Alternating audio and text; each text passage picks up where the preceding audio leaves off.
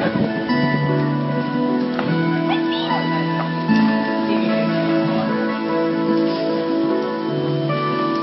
มยังเจ้ามาก่อนเราเคยสัญญาจะรักกันไว้ให้มาแต่ก่อนจะจากกันนั้นโปรดได้ฟังฉันสะท้อนเรื่องราวฟังและฟังฉันก่อนโปรดอย่าได้ร้าวรอยอ้อนวอนด้วยหัวใจเกิดรักเราใช่ไหม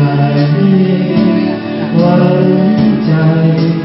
ตอบฉันหน่อยคนดีไม่เป็นทางเขามีดีไงคุณร้านอะไรครับดีไหมเล่นอยู่รักไปโปรดอย่าลืมรักเราที่เคยฝากใจโปรดใจขอจงได้ปราณี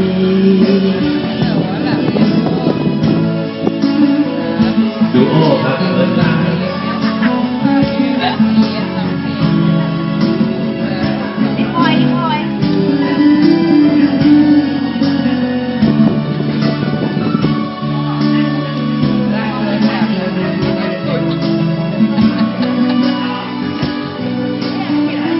เปิดพร้อมครับพี่เบิร์ด